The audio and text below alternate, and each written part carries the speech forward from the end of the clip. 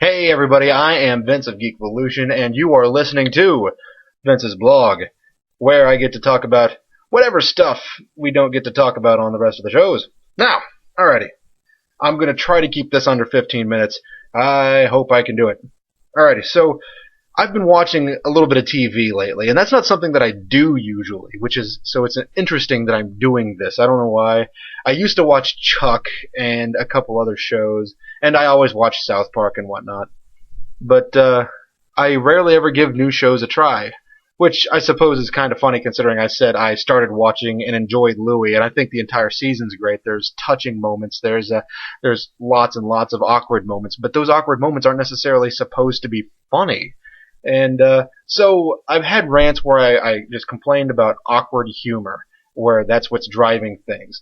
Louie is just more of an awkward, like all the drama is awkward. All the funny is funny, because it's based out of his stand-up, or his stand-up is based out of stuff like this that's happening within his life. So I highly recommend Louie, which is on FX. And I use that as a springboard to get into the next show I'm going to talk about. I watched the pilot for the show Terriers, and I recommend this show. I'm not entirely certain what's going on with every aspect of these guys' lives, but as we see what's unfolding, obviously these guys are some kind of private detectives, but well, at least one of them was on the police force, but then got kicked off, and the other one's his partner for whatever he's doing now. So this show I feel is interesting because how many times do we watch a TV show where they feel, or a movie or something to this effect, where the characters feel like they have to give us these horribly stilted, I am this, you are this, and here we go. That's how it works in improv, but that's not how it works in scripted theater, and scripted cinema, and scripted television. Whatever. Because you have the chance to do more finesse. When you're doing improv, you need to be on stage, and you need to say, we need to establish who we are so we can move on from here. And that's an art form in and of itself. But when you have something scripted, that becomes stilted, because what you're saying sounds like a script. It just sounds like a poorly written script. So the reason I bring that up is because Terriers does not do this. Not every one of the cards is laid out initially for us to have to. We have to watch this. We have to be smart. We have to dissect what these guys are going through, look at the characters for who they are, all their flaws and all their virtues. And what's interesting, and I keep saying what's interesting because I believe the show is truly interesting. I had no expectation for this when I initially started watching it, and I really enjoyed it. So it stars a man whose name I can never remember, but I'm entirely certain he's the guy that got his hand cut off in Blade. So if you like that guy, then you might like him in this show. But he is there. I'm getting a little ahead of myself. But anytime you have a show where there's touching moments, funny moments, and stressful moments, you have a show that gives you an effective roller coaster, and or a adequate roller coaster effect, however you wish to say it. And this show is very much so doing that. And as a verdict, as a bottom line for this, and I know this isn't really a full review, this is very much so a recommend. This is at the end of the show, or at the end of the pilot, that is, I felt like the main character, the main guy, wasn't just some average dude. Yes, he was an average dude, but that's what makes this so great. I feel like he is trying to treat this stuff like it's like a revenge TV show. It's like a superhero TV show without any powers. This guy is just going out there and saying, I know I'm not equipped to fight the villain that I have to fight, but I'm going to do it anyway. And there's certainly this interesting nobility coming out of a character who in the past has proven not to have any. So it's like a fighter on the comeback trail. It's very endearing. It's very interesting, and I highly recommend checking out Terriers on FX. FX, I think, may be where it's at if you're watching TV this season. I think you guys might want to look into FX. Now, on the exact opposite note, I watched the pilot of Big Lake on Comedy Central. It's awful. It has the most horribly stereotyped humor. It has characters that I do not like because they're two-dimensional, or they're just irritating, or they're dumb, or you can't relate to these people because they are far too simplistic on any facet. Okay, the premise of the show is a guy loses his job as some big stockbroker, something, whatever it was. He was making buku bucks and had models for girlfriends. Great. And suddenly he screws up, and his entire life goes downhill, and now he's living with his parents again. His dad pretty much hates him. And, well, his dad pretty much hates him because he bailed his son out of there with their retirement money and things of that sort, and he's still not out of debt. And now the premise of the show is this guy's trying to do a bunch of get-rich-quick schemes. And it's not funny. It's really not funny. The only reason, I'm not kidding, the only reason to look into Big Lake is because you get to see a thin Horatio Sands. And you spend the entire show doubting whether or not this is actually Horatio Sands. You say, wow, his eyes look similar. His voice sounds similar. He moves in similar ways. But he's not as big. So is that really Horatio Sands? Well, the answer is apparently yes, because they bill him as Horatio Sands. I suppose it could be a different guy who just coincidentally, or maybe his mother had 2 kids and decided to drop all confusion and just name them both Horatio. So, I don't know. But it's not worth looking into. It is the most boring thing that I've watched in forever. If you've ever thought of that, if you guys have seen that episode of Family Guy where Brian gets a TV show made and they turn it into the world's worst sitcom, essentially, starring James Woods. It's on Family Guy, so it's a fictional story, but still. It's highlighting what's wrong with American television. And Big Lake is what's wrong with American television. It's just this cookie cutter way of putting stuff on TV that hopefully people will watch, or rather hopefully for the network people will watch. And instead of just creating good stuff, they just try to put crap on TV. So apparently they think more content means more viewers, which, maybe it's true, maybe it's not.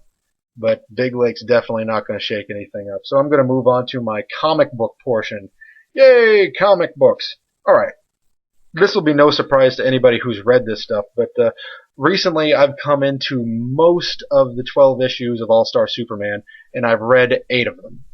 And All-Star Superman, by the by, is fantastic.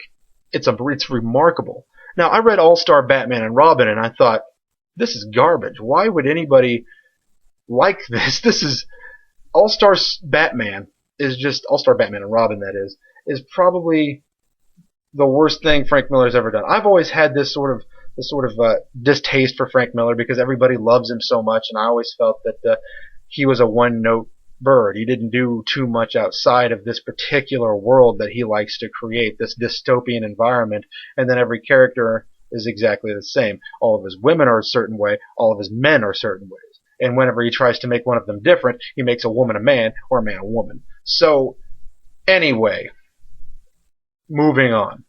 I didn't like All-Star Batman and Robin, but All-Star Superman starts in the middle of things. And that's what's interesting to me. We start right at the beginning of the first issue. Superman starts to die. And we already have this mythos that's taken place in the past. And we don't have to know absolutely everything about this character because things come out naturally. Grant Morrison knew what he was doing when he was writing All-Star Superman. And as we progress through All-Star Superman, the little bits of the past, even bits of the past that are entirely different, like what is this particular type of character going to be in the All-Star Superman universe, we don't need an origin story for these characters. We just need to let them naturally progress and say, okay, we understand that guy exists. Lex Luthor does exist. We don't need to see him as a child. So, as you know, we don't need to see him in his teenage years or his formative years, whatever you wish to call it. He doesn't necessarily have to be connected to Superman. He's just a deranged type of genius who feels some sort of personal connection to Superman because he feels belittled by Superman's existence. So Lex Luthor is fascinating. And I highly support you guys checking out All-Star Superman if you have not. And it's probably... I've never read a Superman story that I was really thrilled by. Granted, that is true that I haven't read much Superman.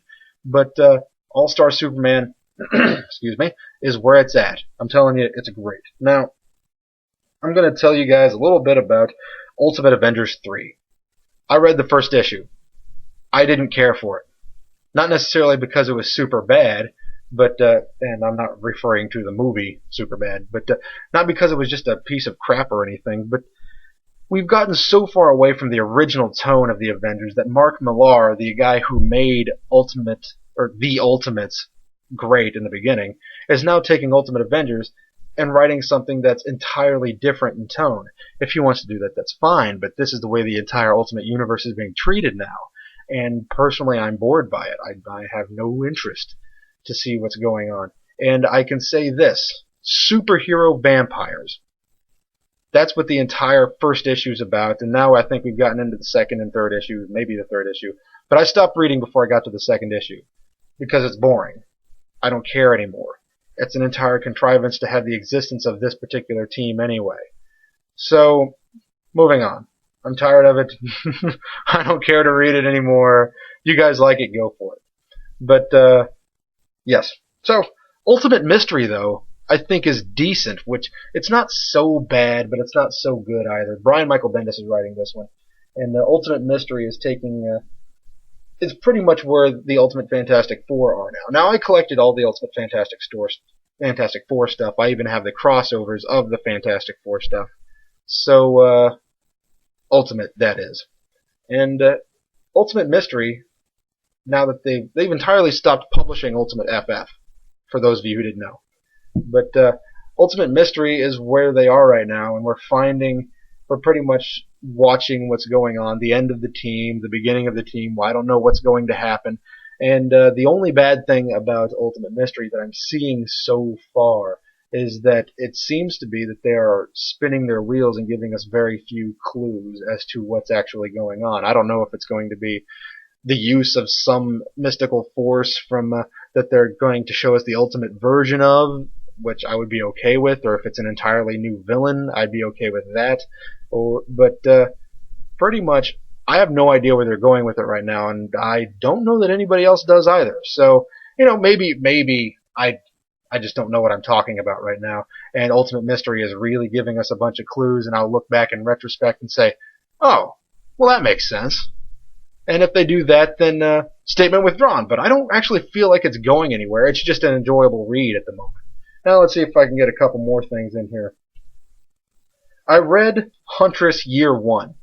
And Huntress Year 1 wasn't bad. I found interesting parallels between the Huntress's life and Batman's life. They both suffered childhood traumas where their parents were killed. And this stuff's in the first issue, so not a big spoiler warning. But what's interesting is Batman's family is killed by the Mafia, and the Huntress's family is killed by the Mafia. However, Batman's family, as we all know, is this big, rich, well-to-do humanitarian family. And the Huntress's family is part of the Mafia. So it's just an inevitable hit on these people. So while Batman grows up just about insane trying to defeat crime, the Huntress is halfway conflicted by it, because her sustenance is this crime, and her enemy is the crime. So she has to work within it to destroy it, and I find that fascinating. I mean, I suppose she really doesn't become one of the Dons or anything. In fact, she's at the mercy of these people for her entire life, so she grows up extremely bitter. And I find that interesting. If you ever wondered why the Huntress has always been portrayed as somebody who's just slightly over the edge, this would be the reason. I mean, this is I think is a very solid reason for her to not be entirely sane or entirely caring of the existence of human life. If they have some sort of criminal element, I mean, it makes a lot of sense to me. So yeah, I think I'm going to stop there, even though I've read other things. Thank you guys for listening to Vince's blog. I'm Vince of Geekvolution, and we'll see you next time.